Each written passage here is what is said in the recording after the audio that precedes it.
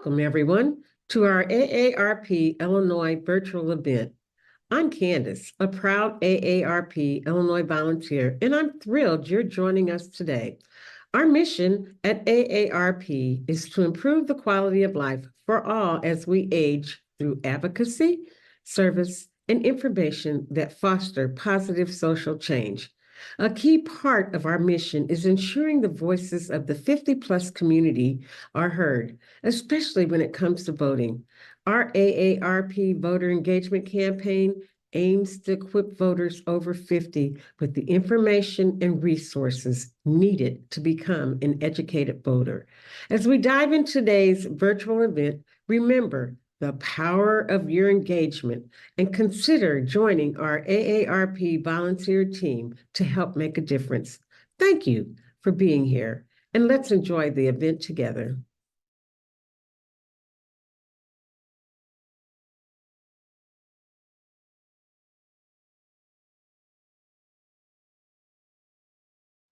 Hello, everyone. My name is Jeff Scott, Associate State Director for AARP Illinois, and your host for today's special virtual offering. AARP is a nonprofit, nonpartisan member organization that does not endorse candidates or make contributions to political campaigns or candidates. Its members come from across the political spectrum, and AARP has a long record of making sure that elected officials from both parties address the issues that matter to all Americans 50 and over. Now, today we're thrilled to have Brent Davis, who is the Director of Election Operations for the Illinois State Board of Elections, with us today. Our discussion will revolve around the upcoming elections in Illinois and important information regarding voter registration, voting options, and key dates. But first, here's an important message from AARP. I can't believe it's really you! Can we take a selfie? Sorry, kid, I'm just not feeling it anymore. Government is broken. Politicians would rather fight than find common ground. Mommy, is that true? I'm afraid it is, but there's an election this fall. Yeah, but what difference will that make? A big one! Medicare, Social Security, caregiving, and financial security are all on the line. It's your chance to hold the politicians accountable. You know what, precocious child? I'm an American over 50. I'm part of the most powerful voting bloc in the nation.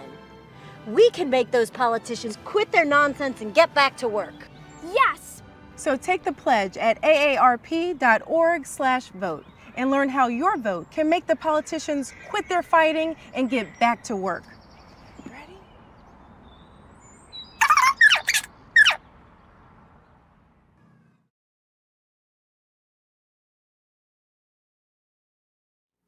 Now, without further ado, let's welcome our guest, Director Brent Davis. Brent? Hi, Jeff. Thank you for inviting us to participate today. We appreciate the opportunity to highlight some of the important information pertaining to the upcoming elections. As always, if there are any questions that aren't answered today, Illinois voters and residents are welcome to call our office at 217-782-4141 or visit our website at www.elections.il.gov. Thank you very much. Again, welcome. Thanks for doing this. And we'll give you some time at the end again to say those again so folks can get a pen and a pencil and write those down. Let's go ahead and jump right in. Get into some key dates of upcoming elections. I know there's some coming up really quickly. So walk us through the important dates that the voters need to keep in mind. Absolutely. First off, the main dates would be those of the elections themselves. And we have the general primary election, which is being held on March 19th, 2024, and the general election, which is held on November 5th of 2024. So those are the two main things. Those are when the primary and the election are held. Beyond that, there are a lot of dates that surround those, such as the deadline to register to vote. This is 27 days before the election. For the primary, that was on February 20th. And for the general election, that will be on October 8th of 2024. If you've missed any of those deadlines, don't worry, it's not a big deal. There's a backup plan. Voters can still utilize grace period registration and voting, which allows you to register and vote at the same time, all the way up to and including on election day. This can be done at the county clerk or board of election commissioners, which is your election authority. And many jurisdictions have additional locations where you can take advantage of this opportunity. I generally recommend taking care of it as early as possible to avoid longer lines on election day or at the last moment. If you would like to take advantage of that, you can get a list of the locations and the hours that the different facilities or sites are open. You can get that from our website, call our office, or contact your local county clerk or board of election commissioners to get that information. An important note, while we're speaking about registration, something important to remember is that if you do still need to get registered, you will need 2 forms of identification when you go in to do that. So 2 forms of identification, one of those forms must have your current address that you're registering from. So just an important thing to remember before you head in. Gotcha. And a lot of what you just mentioned, we're going to dive deeper into here in a few minutes. So let's discuss the various methods that are available for voters in Illinois. Elaborate the options for mail-in voting, early voting, and voting at the polls. Yeah, there are a lot of options that are available to voters, and depending upon what is convenient for them, they can take advantage of any of these. So early voting, it begins starting 40 days out from the election and goes up all the way to the day before the election. So early voting for the primary began on February 8th, and it goes through the day before the election, which is March 18th. For the general election, early voting runs from September 26th through November 4th. As you get closer to election day, especially starting 15 days before the election, additional sites open and extended hours begin for many jurisdictions throughout the state. Those locations and hours, again, are available on our website or the website of your local county clerk or board of election commissioners. So that's for early voting. Voting by mail, accessible to anyone as well. You don't have to have an excuse. Illinois is a no excuse state for voting by mail. Voters can apply for a vote by mail ballot up to 90 days preceding the election. So this started at December 20th for the general primary, and for the general election, August 7th is the first date that you can send in your application for a vote by mail ballot. The deadline to apply for one is 5 days before the election. So coming up March 14th for the primary or October 31st for the general election. Many county clerks and boards of election commissioners offer the option to apply for that vote by mail ballot directly through their website. Ballots must be postmarked by election day or returned directly to the county clerk or board of election commissioners by election day. And your options, your third options are voting on election day. You can go to your polling place the same as you always have been able to. The polls are open from 6 a.m. to 7 p.m.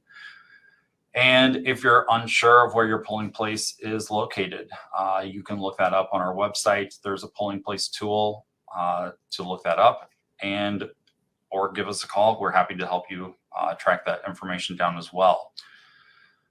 In addition to the polling place, each jurisdiction has a central location. Typically, this is most commonly the county courthouse or wherever the county clerk's office is, where any voter can go and vote at that central location on election day if they're not able to get to their precinct. Gotcha. Thanks for diving into those. And it's always good to have options, and Illinois has done a really good job of making sure voters have options. So, and kind of going into that, during COVID, the legislature made quite a few changes in how folks can vote. Shed some light on any recent legislation or legislative changes that voters should be aware of. So there haven't been a lot of major changes, at least in the last year or two, at least when it comes to kind of our procedures on election day or leading up to that. The main one was kind of making permanent that central universal vote center location. And then beyond that, they've also expanded vote by mail access, where you can sign up for what's called permanent vote by mail. So someone who votes by mail in every election and they plan to continue doing so, they can sign up to be in this permanent vote by mail status where they will automatically be sent a ballot before every election, and they don't have to remember to keep sending in an application every time. So it's just automatic at that point.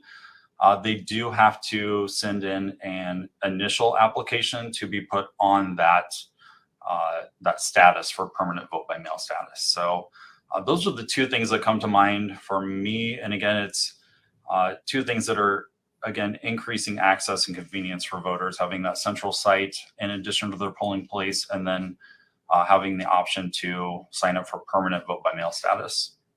Yeah, and I know a lot of our members have utilized that option of the permanent vote by mail. So yeah, thanks for going over those. So let's go into the actual voter registration, because that's obviously a crucial aspect of this whole thing. What are the different ways in how a voter can register in Illinois? All right, this is another place where it just keeps evolving forward and moving forward, and there are more and more options and ease of access for getting registered. And so several different options exist. And the first is just the old-fashioned completing a paper application and sending it in to the office of your election authority, again, your county clerk or board of election commissioners. So that's the first way. You can print off the application from our website and send that in. Another way is registering online through our website.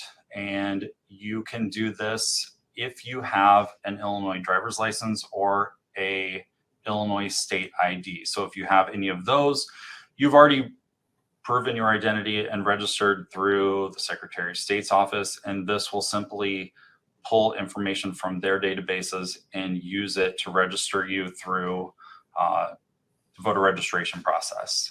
So that's a second option, again, available through our website. A third option is registering in person at many state facilities, such as Secretary of State driver's license facilities. So this is one of the most common way that people get registered. And you go in to renew your driver's license or update your driver's license. And during that process, for a lot of people, it will actually automatically register them for future elections as part of that. So that's a third option. Larger jurisdictions offer registration in the polling place on election day. So if you are in a jurisdiction with over 100,000 people, your polling place will have the option to register in person on election day. So you can show up and register and vote all at once. Again, anytime that you're registering in those cases, remember 2 forms of ID. And final option is going to just directly to the county clerk or board of election commissioner's office and registering in person there. So you can do that any day of the year. But if you miss that 27-day registration deadline, which we are in now, your options are fewer. So leading up to the election and during that few weeks leading up, you have just a couple options. Go to the clerk's office, board of election commissioner's office, or if you have in-precinct registration on election day, you could do it there as well.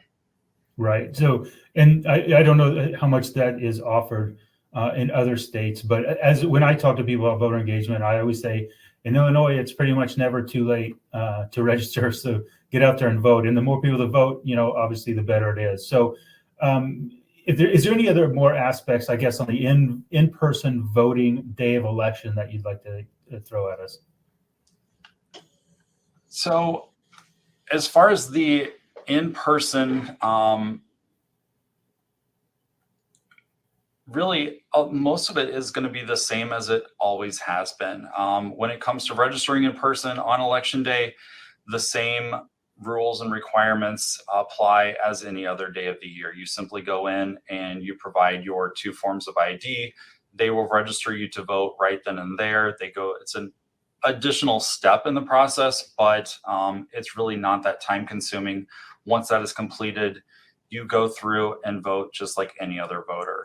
If you're coming in on election day and you were not already registered, you don't have to update your registration. it's the same process that it's always been. You check in with the election judges and you go through several steps where you sign the application, they confirm some information. If you've had any changes recently for a move, or you have updated your name, or any changes, those can be done. A lot of those can be done in the polling place on election day as well. If you have made any changes and you want to confirm that you'll be able to update those or change them in the polling place, please give us a call and we'll be happy to go through the different scenarios that are kind of dependent upon your individual variables there. So we're happy to look at those and give you some specific instructions for what you will need to do in those cases. Right. And again, we'll let you give you some time at the end here to offer that phone number again. Let's get into a question I think is primary exclusive, but I'm not sure. And it's party affiliation. What does that mean in the election process as far as you voting? Absolutely. So in Illinois, when you register to vote, you don't register with one party or another. Your voter registration does not reflect a specific party affiliation. And that's kind of a misconception, or a common misconception, because it is a requirement in a lot of states.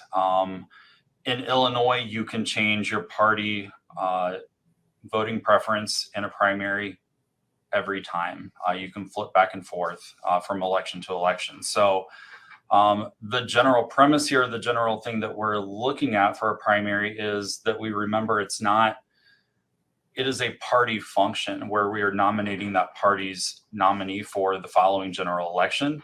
And we are electing party officials such as precinct committee persons or ward or township committee persons as applicable. So you have to look at the primary as a party function. In Illinois, you do have to declare a party in order to participate in that party. And again, you can pick whichever one you want. You can change from one election cycle to the next. And you just have to remember that you're picking one, that is the party that you're participating in. If you were able to choose a different party, it really undermines that party's process of nominating their strongest candidate. So sometimes people get upset, or that they have to declare a party or disclose that publicly. And the thing that I always encourage them is just to remember that this is a party function where you're picking party nominees. Another important thing here is, I guess, an exception to this rule is that if your ballot or you would be entitled to, if there's a public question on the ballot, I guess is where I'm going here, you do have one additional option, and that is you can request a nonpartisan ballot. In that case, the only thing that's going to be on your ballot is the public question or public questions. So you're kind of opting out of the primary process, and instead you're just given the public questions, which would have an actual binding effect in this case. So that's the only exception to declaring a party in the primary, though. That's interesting. I've learned something. That's interesting to know. And let's dive a little bit further into some of these ways of voting. Explain the process for requesting and returning mail-in ballots. Sure. First, in order to vote by mail, you have to apply for a vote by mail ballot. So the first step is applying for one. This process can start as early as 90 days out before the election. So this is the scenario where you are only requesting a vote by mail ballot for a single election. As I mentioned earlier, there is another option where you're put into permanent status, and then you're automatically receiving them for all future elections. But if you're not on that permanent vote by mail status list and you want to vote by mail, you send in an application, and this can be done a couple of ways. There's, again, the old-fashioned way of completing a paper application and sending it in through the mail. And there's also the second option. Many jurisdictions offer the option to apply for a vote by mail ballot directly through their website and transmit that electronically. So you can go to your county clerk or board of election commissioners website, fill in your information, and submit it through the website, and they receive it immediately, and it speeds up this process and makes it go a little bit quicker. You don't have to worry about it arriving on time or being delayed through the mail. So that is your process for applying for it. And again, this can start as early as 90 days before the election and goes up to 5 days preceding the election. So the county clerk or board of election commissioners has to have your application for that vote by mail ballot in their hands 5 days before the election, because that's their deadline to mail any ballots out. After that point, it's too late to send them out in the mail. So there's our time frames, 90 days through 5 days before. Now, when we're talking about the actual ballots being mailed out to the voter, that starts at 40 days preceding the election. So 40 days out, they stick your ballot in the mail, and they're going to send you an envelope that's going to have a few things in it. Inside there is going to be instructions for completing it and all the steps that you need to take. It's going to have your ballot. It is going to have a certification envelope and a return envelope. So you get all that stuff in the mail, you pull it out, you mark your ballot, darken your ovals or your squares as applicable, complete that ballot, and then you put it back inside what's called the certification envelope. And on that certification envelope, there's a place for you to sign where you are attesting that you are the voter who was issued this ballot and that you are eligible to vote in this election. So you complete that part, seal the ballot inside it, and then you stick it back inside the main mailing envelope. And then you then have a couple different options to send it back in. So you can stick it back in the mail. You can drop it off at the county clerk or board of election commissioner's office, or you can, in some cases, some jurisdictions have drop boxes or collection sites. And essentially this is like a big secure bin. It kind of looks like a mail bin sometimes, but you go and you drop your ballot in there, and it's picked up daily by the election authority's office. So several different options. If you have someone else return it on your behalf, there is an option on the outside of that mailing envelope where you list who you are signing that to return it for you, and then you sign off and say that they are authorized to return it on your behalf. Very good. And I know the drop boxes were really big during COVID, so I took part. I used that, so which was a big change here. So let's get into early voting. How does one find out where their voting location might be? So early voting,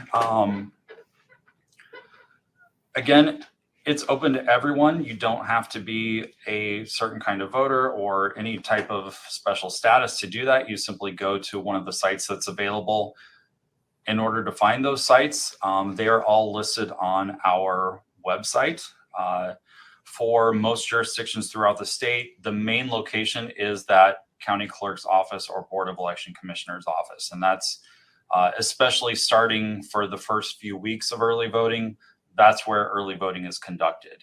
The larger jurisdictions will have additional locations throughout the county or the city as applicable.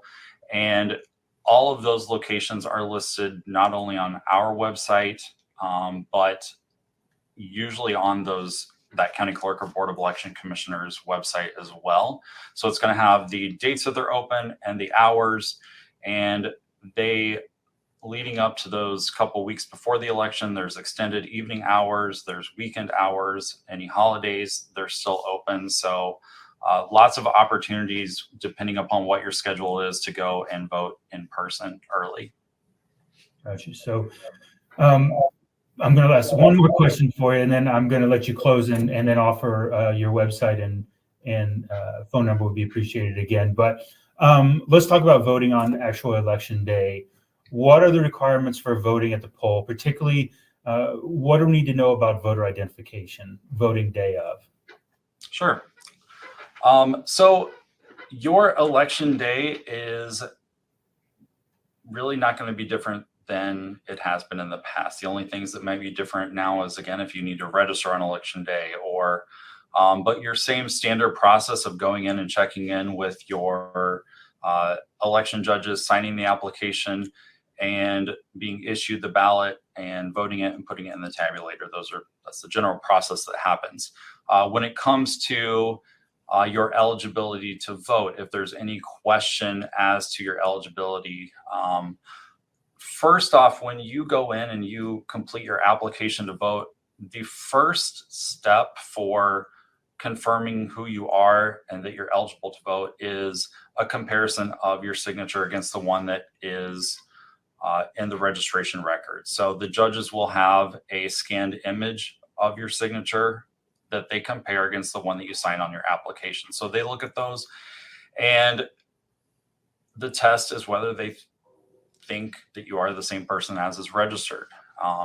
If you have an elaborate signature that's on file, that's ornate and detailed, and then you sign your application with a little squiggle line, it's going to be difficult for them to confirm through that signature that it's you. So they might ask you questions or ask you for identification in those cases. There are some other cases where you might have to provide identification if you've moved recently, if you've changed your name, several different scenarios that might require you to provide ID. Again, those are kind of like out of the ordinary scenarios, but it might be necessary. So in the event that you do need to provide identification, it's generally two forms of ID that are required. One of those forms has to have your current mailing address that you're registering from. So if you just moved here to Illinois a month ago and you have your old driver's license that has your old address on it, it can still serve as one form because it's showing who you are. If you then have a copy of a lease for residence or a bank statement or a phone bill, or there are a number of other things that can serve as ID, other government documents, a number of things. So that second one just needs to have, or absolutely has to have, the current mailing address that you're registering from. So the new address. And I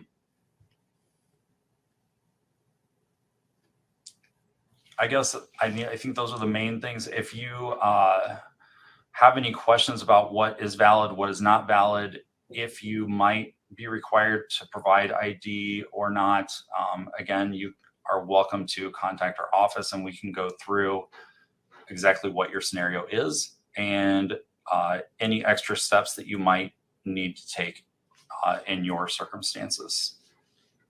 Very good. And I know you guys have a great office and are always willing to help. So much appreciated. I'm going to wrap up here. I want to give you one more opportunity to give us any additional information or resources. And please, once again, give us that phone number and email.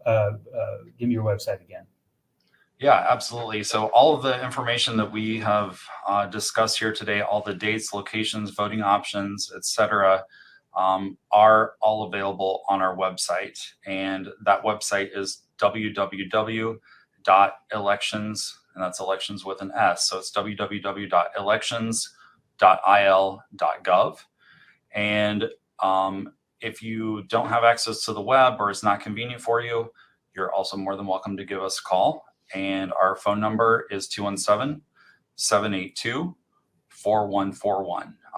Give us a call. We're happy to look up any of this information for you or provide any locations, the dates and hours, any of that information that you are looking for. We can absolutely assist with helping find that. Thank you. And thank you and your office. You all do a fantastic job. And I know you help a lot of people get the information they need to vote here in Illinois. So again, very much appreciated all your effort and all your staff's effort. Thanks again, Director, and thank you for all the work that you and your staff does. You do a fantastic job for the state of Illinois, and I know Illinois appreciates you. And Thank you once again for viewing this today. We encourage all our viewers to stay informed and exercise their right to vote. For more information and a list of upcoming virtual events, visit our website at aarp.org/il. That's all the time we have for this today. Until next time, thank you very much, and please engage in the democratic process. For AARP Illinois, this is Jeff Scott. Have a great day.